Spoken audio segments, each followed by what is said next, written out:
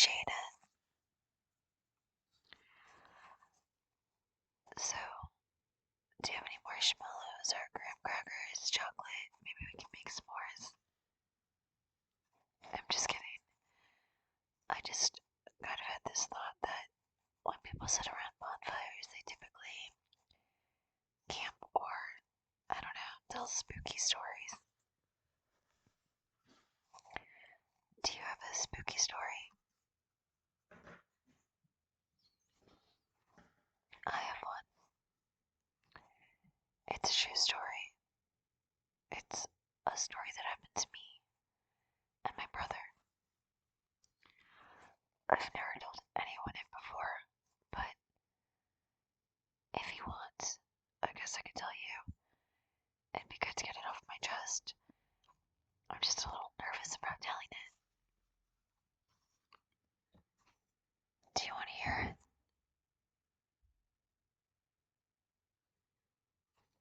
Alright, then sit back and try to relax. It's gonna be really hard.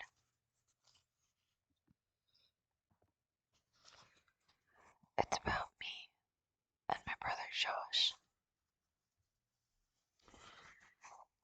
Josh and I hated our new house. Sure, it was big. It looked like a mansion compared to our old house. It was a tall, red brick house with a sloping roof and rows of windows framed by black shutters. It's so dark, I thought, studying it from the street. The whole house was covered in darkness, as if it were hiding in the shadows of the gnarled old trees that bent over it. It was the middle of July, but dead brown leaves blanketed the front yard. Our sneakers crunched over them as we trudged up the gravel driveway. Tall weeds poked up everywhere through the dead leaves. Thick clumps of weeds had completely overgrown an old flower bed beside the front porch. This house is creepy, I thought unhappily. Josh must have been thinking the same thing. Looking up at the old house, we both groaned loudly. Mr. Dawes, the friendly young man from the real estate office, stopped near the front door and turned around. Everything okay? He asked, staring first at Josh, then at me, with his crinkly blue eyes. Josh and Amanda aren't happy about moving, Dad explained, tucking his shirt tail in. Dad was a little overweight, and his shirts always seem to be coming untucked. It's hard for kids, my mother added, smiling at Mr. Dawes, her hands shoved into her jeans pockets as she continued up to the front door. You know, leaving all of their friends behind, moving to a strange new place. Strange is right, Josh said, shaking his head.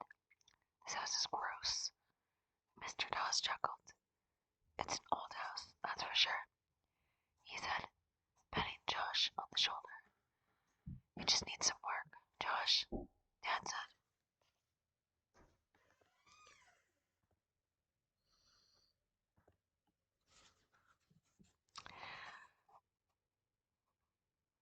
You know, it just needs some work, Josh, Dad said, smiling at Mr. Dawes. No one has lived in it for a while, so it'll take some fixing up. Look how big it is, Mom added, smoothing back her straight black hair and smiling at Josh. We'll have room for a den, and maybe a rec room too. You'd like that, wouldn't you, Amanda? I shrugged. A cold breeze made me shiver. It was actually a beautiful, hot summer day, but the closer we got to the house, the colder I felt. I guessed it was because guess it was because of all the tall old trees. I was wearing white tennis shorts and a sleeveless blue. It had been hot in the car, but now it was freezing. Maybe it'll be warmer in the house, I thought. How old are they? Mr. Dawes asked Mom, stepping onto the front porch. Amanda is 12, Mom answered, and Josh turned 11 last month. They look so much alike, Mr. Dawes told Mom. I couldn't decide if that was a compliment or not. I guess it's true.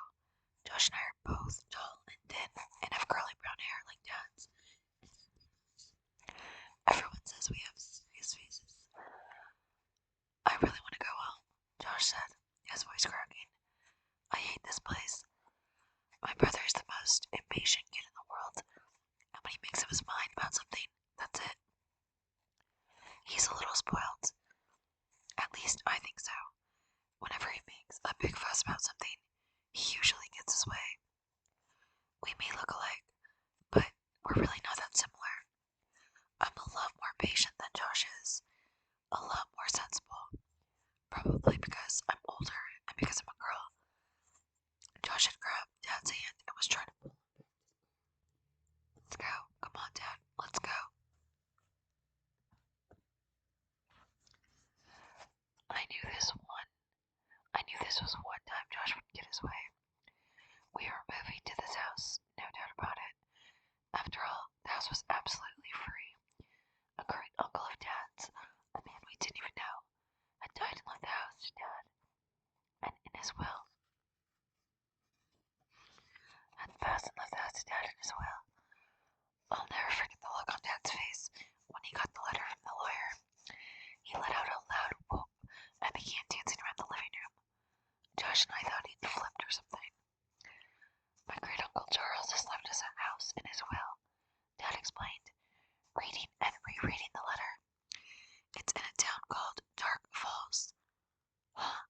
Josh and I cried. Where's Dark Falls? Dad shrugged. I don't remember your Uncle Charles, Mom said, moving behind Dad to read the letter over his shoulder. Neither do I, admitted Dad, but he must have been a great guy. Wow, this sounds like an incredible house. He grabbed Mom's hands and began dancing happily with her across the living room. Dad sure was excited. He'd been looking for an excuse to quit his boring office job and devote all of his time to his writing career. This house, absolutely free, would be just the excuse he needed. And now, a week later, here we were in Dark Falls, a 4-hour drive from our home.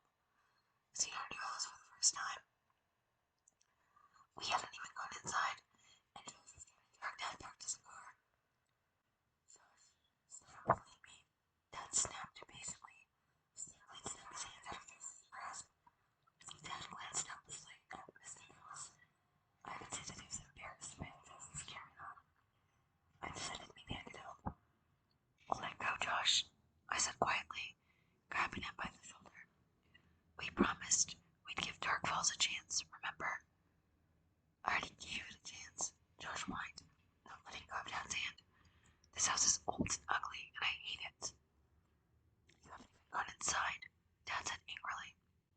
Yes, let's go in, Mr. Dawes urged, staring at Josh. I'm staying outside, Josh insisted. He can be really stubborn sometimes. I felt just as unhappy as Josh looking at this dark old house, but I'd never carry on the way Josh was. Josh, don't you want to pick out your own room? Mom asked. No, Josh muttered. He and I both glanced up to the second floor. There were 2 large bay windows side by side up there.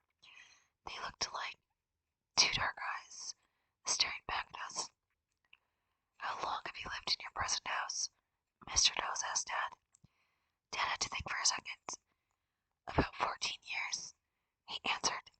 The kids have lived there for their whole lives. Moving is always hard, Mr. Dawes said, sympathetically, turning his gaze on me.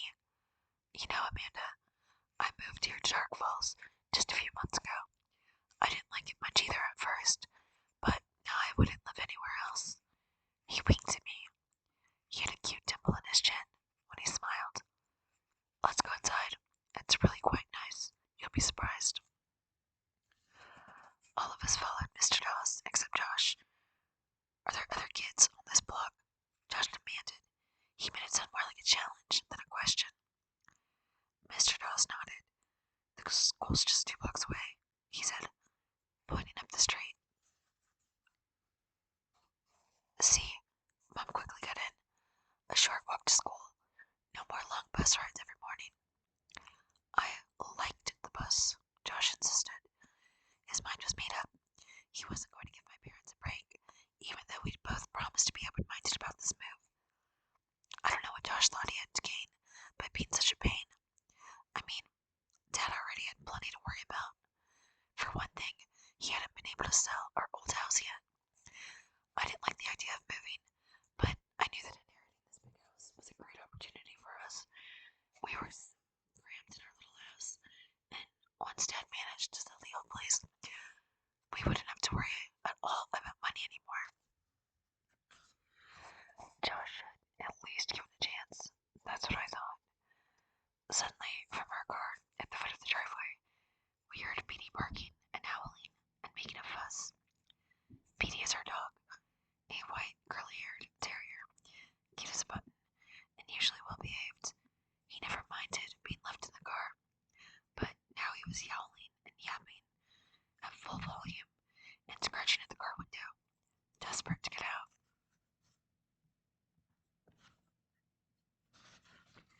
Petey, quiet, quiet, I shouted. Petey usually listened to me, but not this time. I'm going to let him out, Josh declared, and took off down the driveway toward the car. No, wait, Dad called, but I don't think Josh could hear him over Petey's wails. Might as well let the dog explore, Mr. Dawes said. It's going to be his house too. A few seconds later, Petey came charging across the lawn, kicking at brown leaves, yipping excitedly as he ran up to us. He jumped on all of us as if he hadn't seen us in weeks, and then, to our surprise, he started growling menacingly and barking at Mr. Dawes.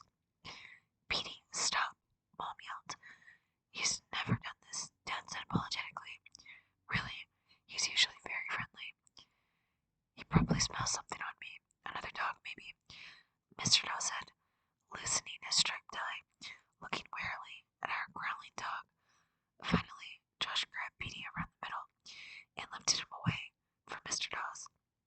Stop it, Petey, Josh scolded, holding the dog up close to his face so that they were nose.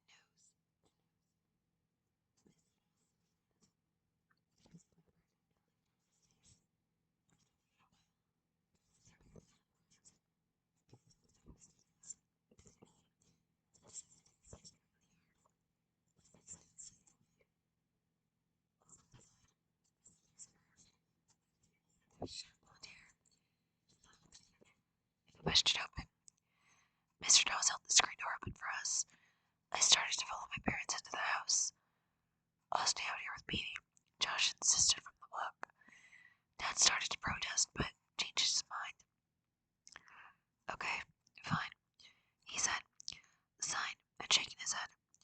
I'm not going to argue with you. Don't come in. You can live outside if you want. He sounded really exasperated. I want to stay with Petey, Josh said again, watching Petey nose his way through the overgrown flower bed. Mr. Dawes followed us into the hallway, gently closing the screen door behind him, giving Josh a final glance. He'll be fine, he said softly, smiling at Mom. He can be so stubborn sometimes, Mom said apologetically. She peeked into the living room. I'm really sorry about Petey. I don't know what got into that dog. No problem. Let's start in the living room, Mr. Dawes said, leading the way. I think you'll be pleasantly surprised by how spacious it is. Of course, it needs work. He took us on a tour of every room in the house. I was beginning to get excited. The house was really kind of neat.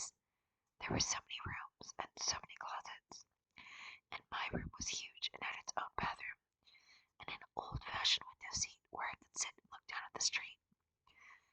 wished Josh had come inside with us. If he could see how great the house was inside, I knew he'd start to cheer up. I couldn't believe how many rooms there were. There was even a finished attic filled with old furniture and stacks of old, mysterious cartons we could explore. We must have been inside for at least half an hour. I didn't really keep track of the time. I think all three of us were feeling cheered up. Well, I think I've shown you everything, Mr. Dawes said, glancing at his watch. He led the way to the front door. Wait, I want to take one more look at my room, I told them excitedly. I started up the stairs, taking them two at a time. I'll be down in a second. Hurry, dear. I'm sure Mr. Dawes has other appointments, Mom called after me. I reached the second floor, landing, and hurried down the narrow hallway and into my new room. Wow, I said aloud, and the word echoed faintly against the empty walls. It was so big, and I loved the bay window with the window seat. I walked over to it and peered out. Through the trees, I could see our car in the driveway, and beyond it, a house that looked a lot like ours across the street. I'm going to put my bed against that wall across from the window, I thought happily, and my desk can go over there. I'll have room for a computer now. I took one more look at my long walk-in closet, which had a light in the ceiling and wide shelves against the back wall. I was heading to the door, thinking about which of my posters I wanted to bring with me, when I saw the boy. He stood in the doorway for just a second, and then he turned and disappeared down the hall. Josh, I cried. Hey, come look. With a shock, I realized it wasn't Josh. For one thing, the boy had blonde hair. Hey, I called and ran to the hallway, stopping just outside my bedroom door, looking both ways. Who's there? But the long hall was empty. All of the doors were closed. Oh, wow, Amanda, I said aloud. Was I seeing things? Mom and Dad were calling from downstairs. I took one last look down the dark corridor, then hurried to rejoin them. Hey, Mr. Dawes, I called as I ran down the stairs. Is this house haunted? He chuckled. The question seemed to strike him funny. No, sorry, he said, looking at me with those crinkly blue eyes. No ghost included. A lot of old houses around here are said to be haunted, but I'm afraid this isn't one of them. I thought I saw something, I said, feeling a little foolish. Probably just shadows, Mom said. With all the trees, this house is so dark. Why don't you run outside to tell Josh about the house? Dad suggested, tugging in the front of his shirt. Your mom and I have some things to talk over with Mr. Dawes. Yes, Master, I said with a little bow, and obediently ran out to tell Josh all about what he had missed. Hey, Josh, I called eagerly, searching the yard. Josh, my heart sank. Josh and Petey were gone.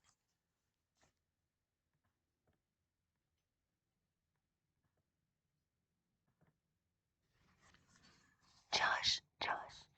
First, I called Josh. Then I called Petey, but there was no sign of either of them.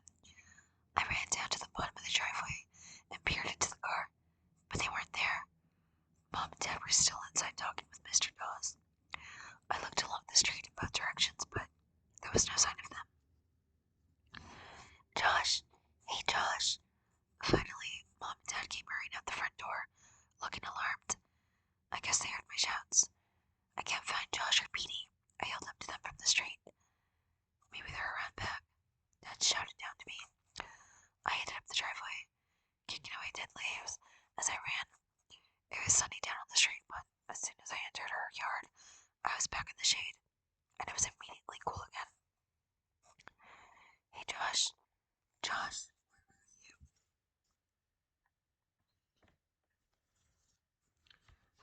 Why did I feel so scared? It was perfectly natural for Josh to wander off. He did it all the time. I ran full speed along the side of the house, Tall trees leaned over the house on this side, blocking out nearly all of the sunlight. The backyard was bigger than I'd expected.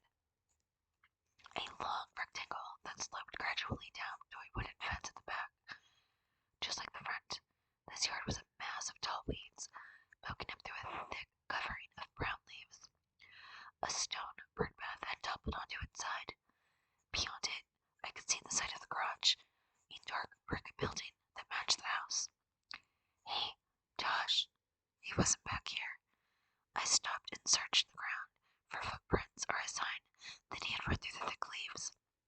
Well, out of breath, Dad came jogging up to me. No sign of him, I said, surprised at how worried I felt.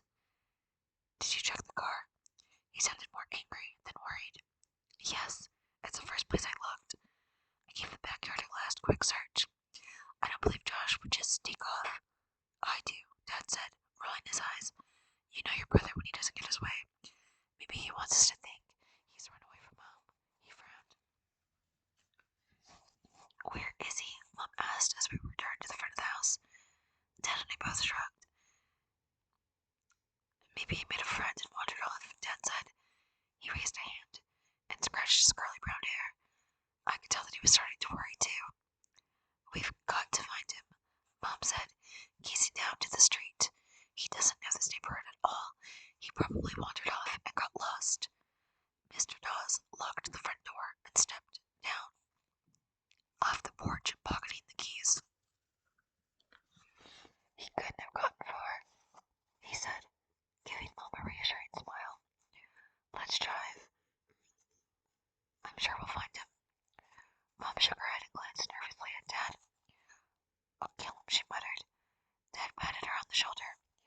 Mr. Dawes opened the trunk with a small Honda, pulled off his dark blazer, and tossed it inside. Then he took out a wide-brimmed black cowboy hat and put it on his head. Hey, that's quite a hat, Dad said, climbing into the front passenger seat. Keeps the sun away, Mr. Dawes said, sliding behind the wheel and slamming the car door.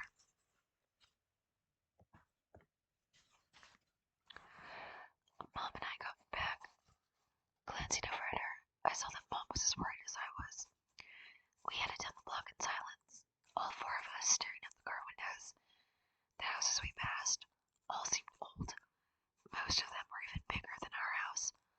All of them seemed to be in better condition, nicely painted with neat, well-trimmed lawns. I didn't see any people in the houses or yards, and there was no one on the street. It certainly is a quiet neighborhood, I thought, and shady. The houses all seemed to be surrounded by tall, leafy trees. The front yards we drove slowly past all seemed to be bathed in shade. The street was the only sunny place, a narrow gold ribbon that ran through the shadows on both sides. Maybe that's why it's called Dark Falls, I thought. Where is that son of mine? Dad asked, staring hard out the windshield. I'll kill him, I really will, Mom muttered. It wasn't the first time she had said that about Josh. We had gone around the block twice. No sign of him. Mr. Dawes suggested we drive around the next few blocks, and Dad quickly agreed. Hope I don't get lost. I'm new here too, Mr. Dawes said, turning a corner. Hey, there's the school, he announced, pointing out the window at a tall red brick building. It looked very old-fashioned, with white columns on both sides of the double front doors. Of course, it's closed now, Mr. Dawes added. My eyes searched the fenced-in playground behind the school. It was empty. No one there. Could Josh have walked here? Mom asked, her voice tight and higher than usual. Josh doesn't walk, Dad said, rolling his eyes. He runs. We'll find him, Mr. Dawes said confidently, tapping his fingers on the wheel as he steered. We turned a corner onto another shady block. A street sign read, Cemetery Drive, and sure enough, a large cemetery rose up in front of us. Granite gravestones rolled along below, and then up again onto a large flat stretch, also marked with rows of low grave markers and monuments. A few shrubs dotted the cemetery, many trees. As we drove slowly past the gravestones passing by and a blur on the left, I realized that this was the sunniest spot I had seen in the whole town. There's your son, Mr. Dawes, pointing out the window, stopped the car suddenly.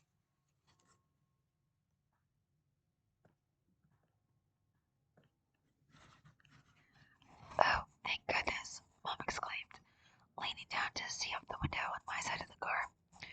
Sure enough, there was Josh, running wildly along a crooked row of low, white gravestones. What's he doing here? I asked, pushing open my car door. I got out of the car, took a few steps onto the grass, and called to him. At first, he didn't react to my shouts. He seemed to be ducking and dodging through the tombstones. He would run in one direction, then cut to the side, then head in another direction. Why was he doing that? I took another few steps, and then stopped, gripped with fear. I suddenly realized why Josh was darting and ducking like that, running so wildly through the tombstones. He was being chased. Someone or something was after him.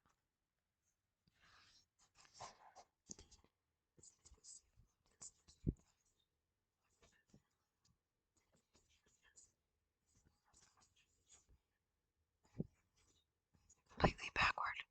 Josh wasn't being chased. Josh was chasing. He was chasing Petey. Okay. So sometimes my imagination runs away with me. Running through an old graveyard like this, even in bright daylight, it's only natural that a person might start to have weird thoughts. I called to Josh again, and this time he heard me and turned around. He looked worried. Amanda, come help me, he cried. Josh, what's the matter? I ran as fast as I could to catch up with him, but he kept darting through the gravestones, moving from row to row. Help! Josh, what's wrong? I turned and saw that Mom and Dad were right behind me. It's Petey, Josh explained, out of breath. I can't get him to stop. I caught him once, but he pulled away from me. Petey, Dad started calling the dog, but Petey was moving from stone to stone, sniffing each one, then running to the next. How did you get all the way over here? Dad asked as he caught up with my brother. I had to follow Petey, Josh explained, still looking very worried. He just took off. One second he was sniffing around that flower bed in our front yard. The next second he just started to run. He wouldn't stop when I called, wouldn't even look back. He kept running till he got here. I had to follow. I was afraid he'd get lost. Josh stopped and gratefully let Dad take over the chase. I don't know what that dumb dog's problem is, he said to me. He's just weird. It took Dad a few tries, but he finally managed to grab Petey and pick him up off the ground. Our little terrier gave a half-hearted yelp of protest, then allowed himself to be carried away. We all trooped back to the car on the side of the road. Mr. Dawes was waiting there. Maybe you'd better get a leash for that dog, he said, looking very concerned. Petey's never been on a leash, Josh protested, wearily climbing into the back seat. Well, we might have to try one for a while, Dad said quietly, especially if he keeps running away. Dad tossed Petey into the back seat. The dog eagerly curled up in Josh's arms. The rest of us piled into the car, and Mr. Dawes drove us back to his office, a tiny, white, flat-roofed building at the end of a row of small offices. As we rode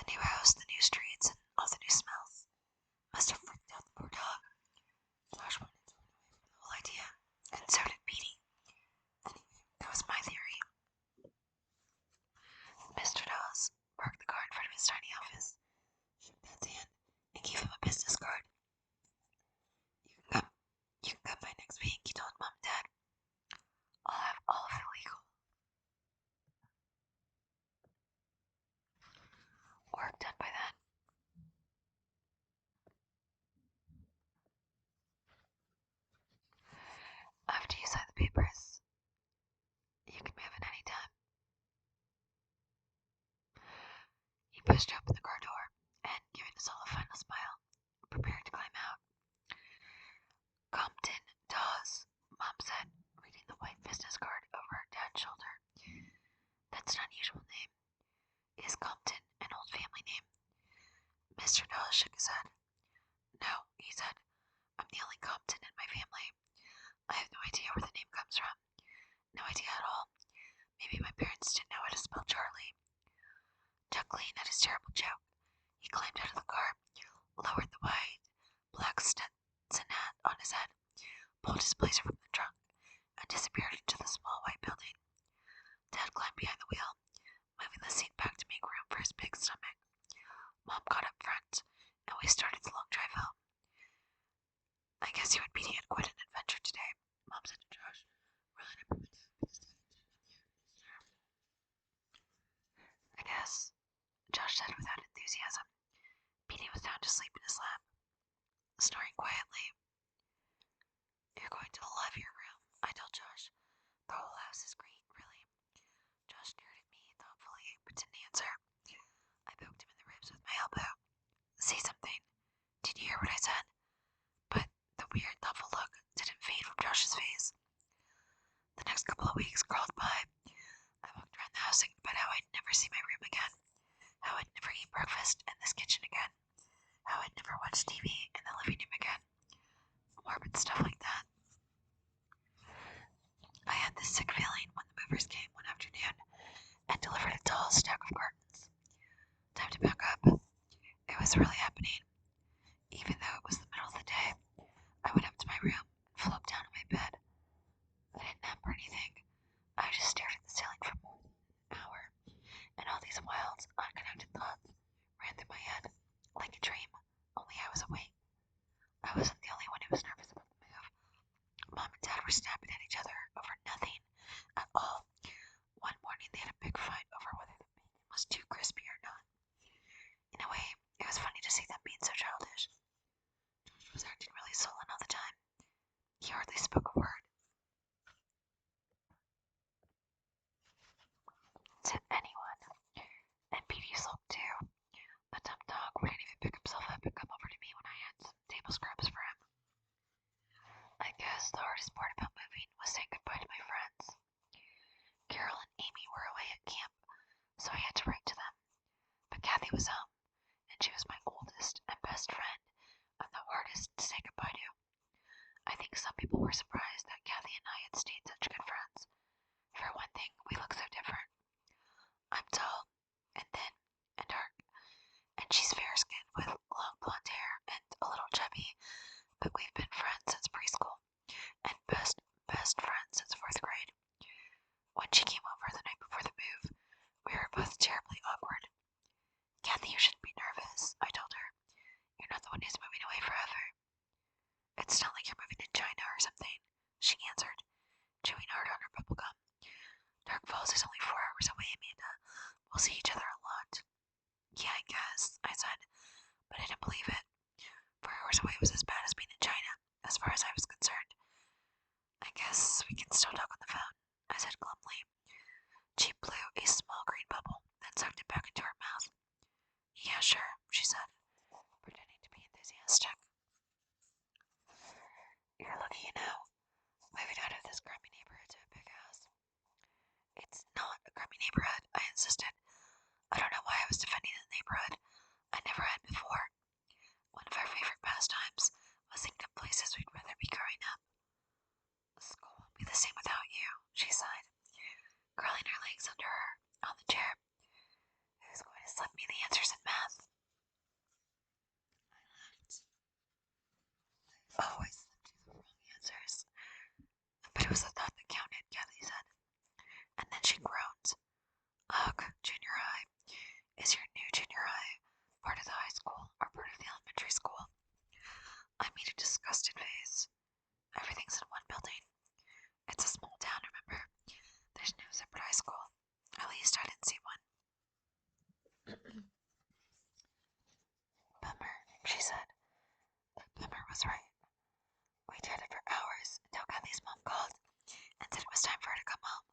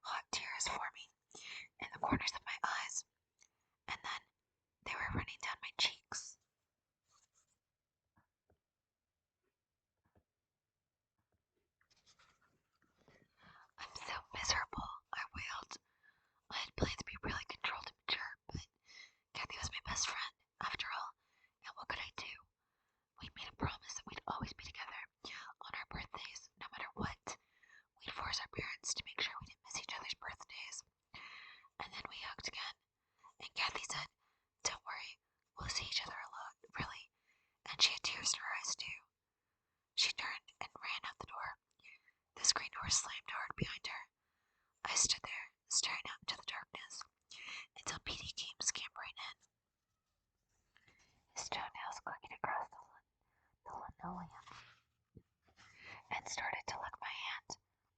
The next morning, moving day, was a rainy Saturday. Not a downpour, no thunder or lightning, but just enough rain and wind to make the long drive slow and unpleasant. The sky seemed to get darker as we neared the new neighborhood. The heavy trees bent low over the street. Slow down, Jack, Mom warned shrilly. The street is really slick, but Dad was in a hurry to get to the house before the moving man did. They'll just put the stuff anywhere if we're not there to supervise, he explained. Josh, beside me in the back seat, was being a real pain. As usual, he kept complaining that he was thirsty. When that didn't get results, he started whining that he was starving, but we had all had a big breakfast, so that didn't get any reaction either. He just wanted attention, of course. I kept trying to cheer him up by telling him how great the house was inside and how big his room was. He still hadn't seen it, but he didn't want to be cheered up. He started wrestling with Petey, getting the poor dog all worked up until Dad had to shout at him to stop. Let's all try really hard not to get on each other's nerves, Mom suggested. Dad laughed. Good idea, dear. Don't make fun of me, she snapped. They started to argue about who was more exhausted from all the packing. Petey stood up on his hind legs and started to howl at the back window. Can't you shut him up? Mom screamed. I pulled Petey down, but he struggled back up and started howling again. He's never done this before, I said. Just get him quiet, Mom insisted.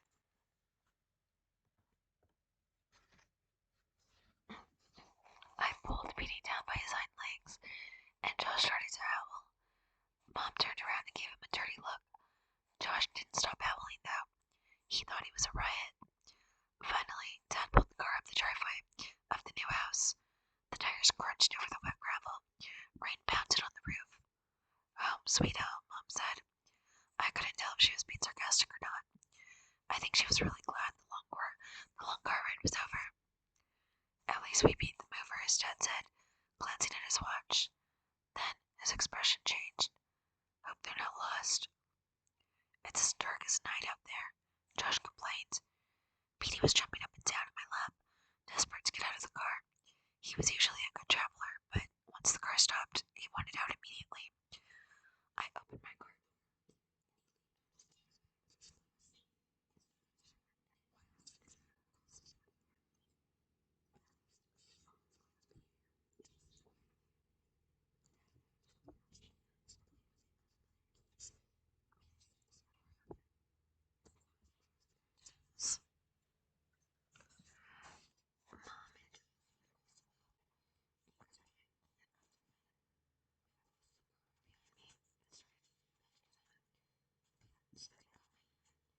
I stepped windows above the porch. I leaned forwards.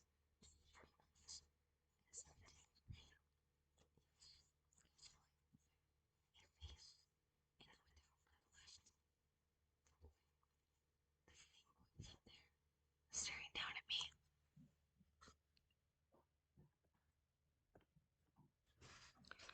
Wipe your feet. Don't drag mud on the nice clean floors, Mom called.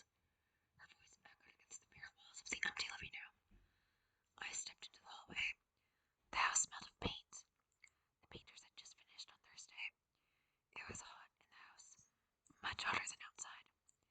This kitchen light won't go on, Dad called from the back. Did the painters turn off the electricity or something? How should I know? Mom shouted back. Their voices sounded so loud in the big empty house. Mom, there's someone upstairs, I cried, wiping my feet on the new welcome mat and hurrying into the living room. She was at the window, staring out at the rain, looking for the movers probably. She spun around as I came in. What?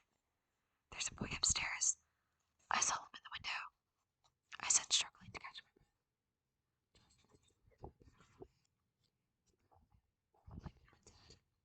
He laughed. Is someone already living here?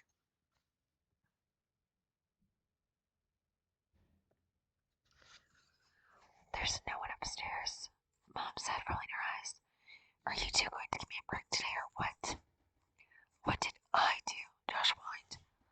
Listen, Amanda, we're all a little on edge today, Mom started, but I interrupted her.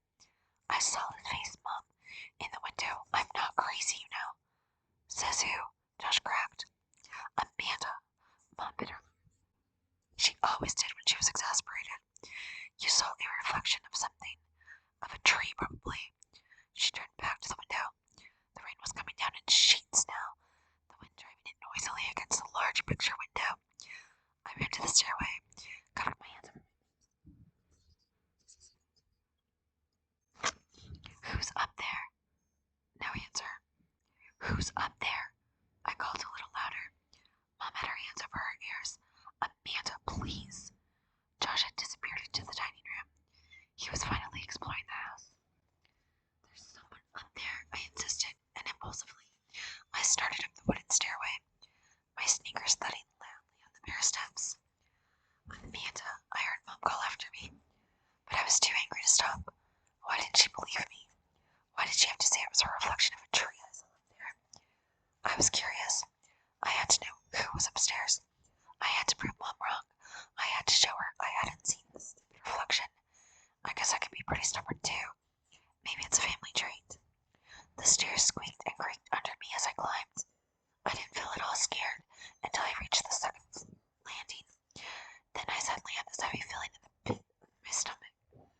I stopped, breathing hard, leaning on the banister. Who could it be? A burglar? A bored neighborhood kid who had broken into an empty house for a thrill? Maybe I shouldn't be up here alone, I realized. Maybe the boy in the window was dangerous. Anybody up here? I called, my voice suddenly trembling and weak. Still leaning against the banister, I listened.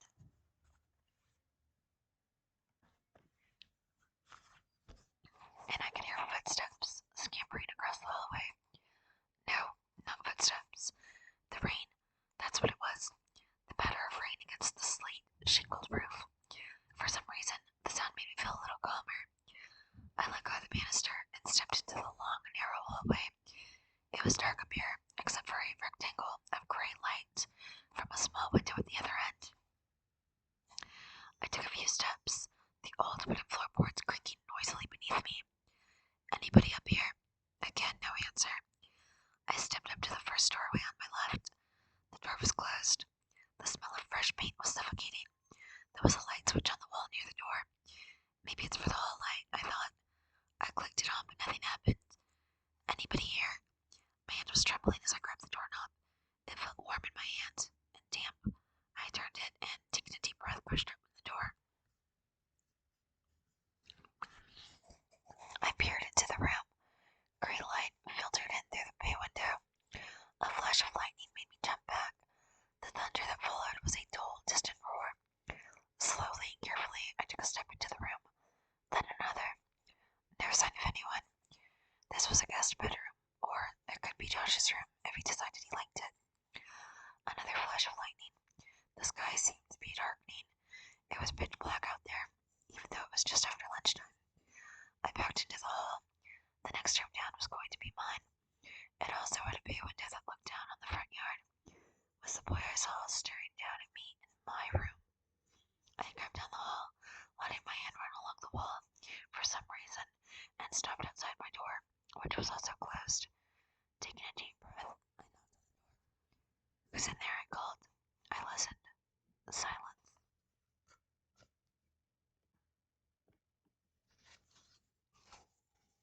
Then, a clap of thunder, closer than the last. I froze as if I were paralyzed, holding my breath.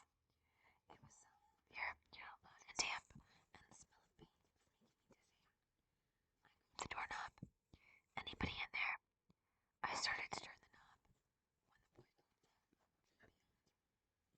from beyond.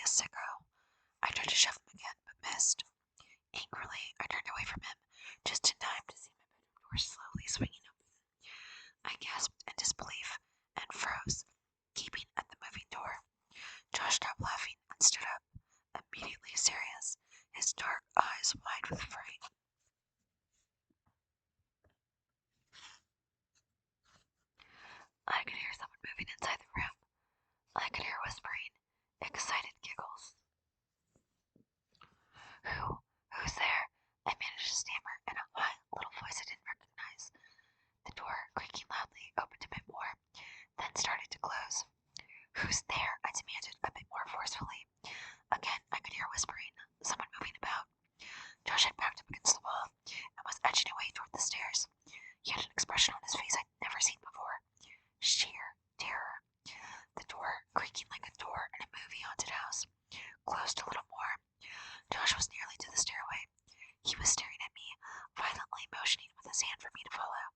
But instead, I stepped forward, grabbed the doorknob, and pushed the door open hard. It didn't resist. I let go of the doorknob and stood blocking the doorway. Who's there? The room was empty. Thunder crashed. It took me a few seconds to realize what was making the door move. The window on the opposite wall had been left open several inches. The gusting wind through the open window must have been opening and closing the door. I guess that also explained the other sounds I heard inside the room.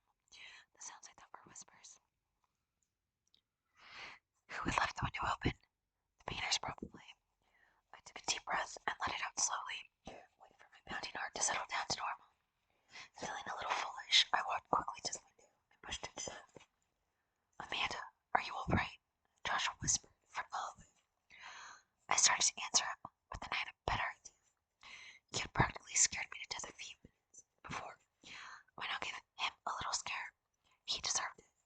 So I didn't answer him. I could hear him take a few timid steps closer to my room. Amanda, you okay?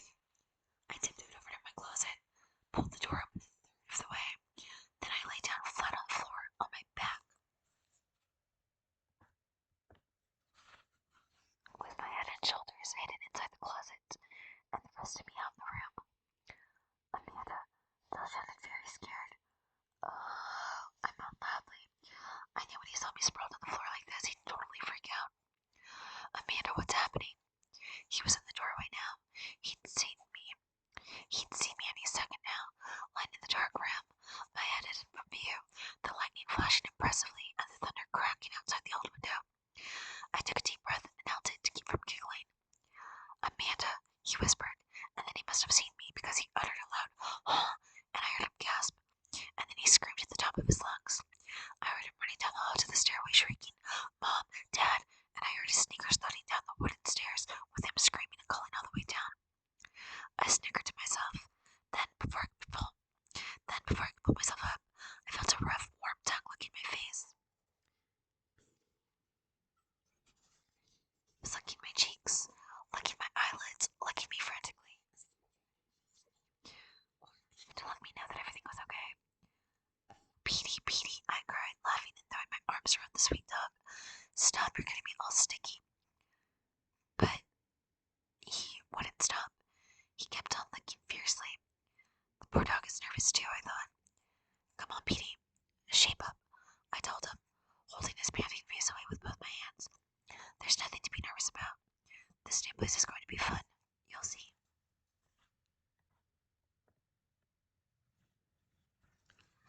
That night, I was smiling to myself as I fluffed up my pillow and slid into bed.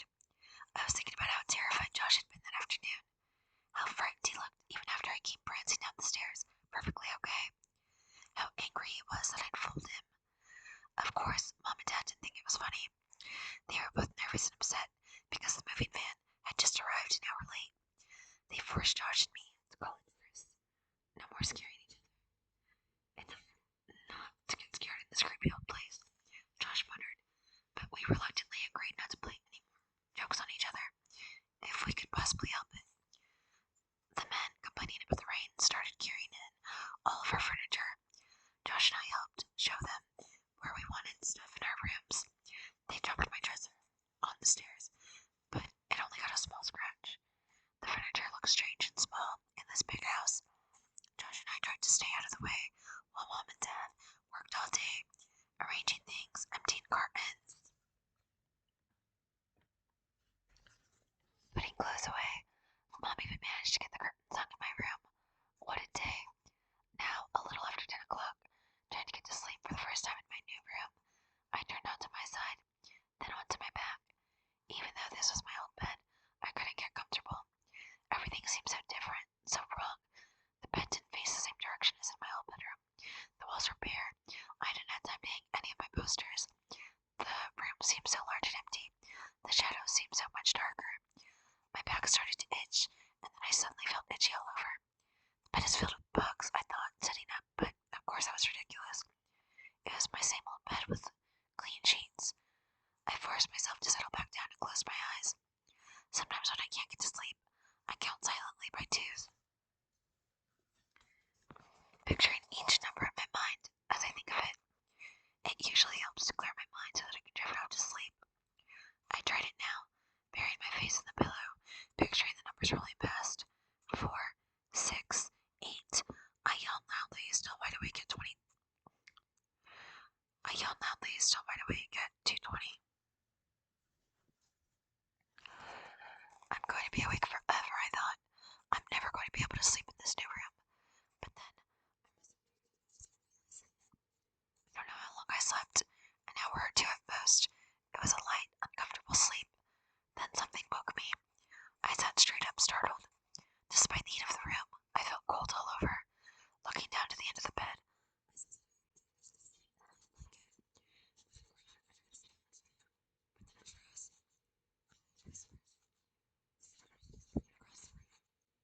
who's there? My voice was a whisper, too.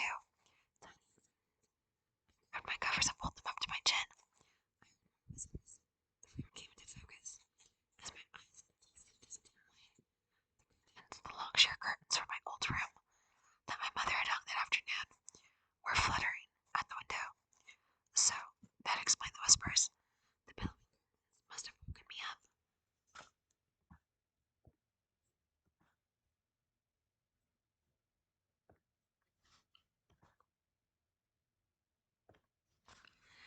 A soft, gray light floated in from outside. The curtains cast moving shadows onto the foot of my bed. Yawning, I stretched and climbed out of bed. I felt chilled all over as I crept across the wooden floor to close the window. As I came near, the curtains stopped billowing and floated back into place. I pushed them aside and reached out to close the window. Oh, I uttered a soft cry when I realized that the window was closed. But how could the curtains flutter like that with the window closed? I stood there for a while, staring out at the grays of the night. There wasn't much of a draft. The window seemed pretty airtight. Had I imagined the curtains billowing? Were my eyes playing tricks on me? I hurried back through the strange shadows to my bed and pulled the covers up as high as they would go. Amanda, stop scaring yourself, I scolded. When I fell back to sleep a few minutes later, I had the ugliest, most terrifying dream. A dream that we were all dead. Mom, Dad, Josh, and me. Sitting around the dinner table in the new dining room. The room was very bright, so bright I couldn't see our faces very well. They were just a bright white blur. But then, slowly, everything came into focus, and I could see that beneath our hair we had no faces. Our skin was gone, and only our green skulls were left. Bits of flesh clung to my bony cheeks. There were only deep black sockets where my eyes had been. The 4 of us, all dead, sat eating in silence. Our dinner plates, I saw, were filled with small bones